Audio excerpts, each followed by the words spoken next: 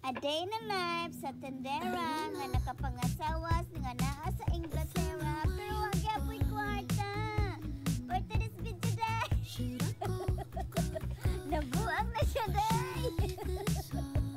Ito nga wala. Hayaan nyo na pang ano lang yung kalsunan. Kasi napabaliw na naman si Inday Jennifer niyo.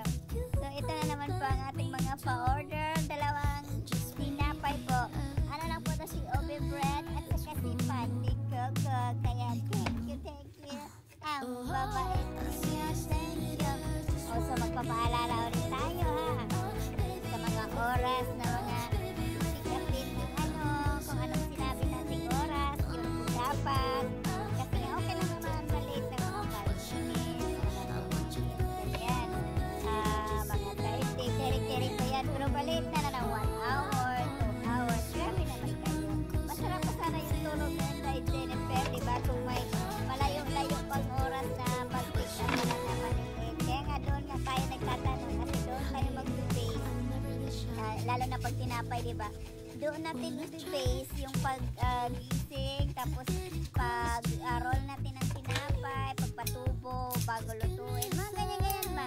Pero pag cake naman kasi, kaya naman kasi nga, mas ma-okay nga yung cake kasi nga, kailangan natin i-refrigerate talaga yung cake, diba? Kasi nga, ano naman, soft cream. Kung ano kasi kailangan, ano ba tawag nila?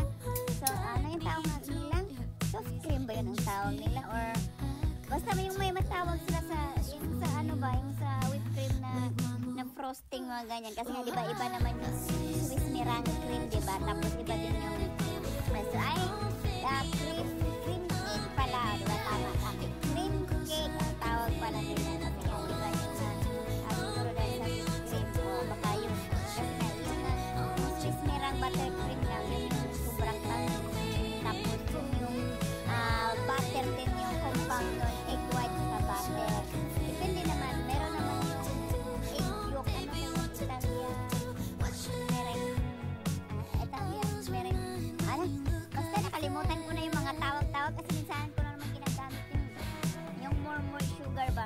Mostly ako ngayon kasi yung ito na nga si cream cake, yung si whipped cream lang mga ganyang soft cream. Kasi nga malambot lang naman kaya kailangan natin i-refrigerate talaga.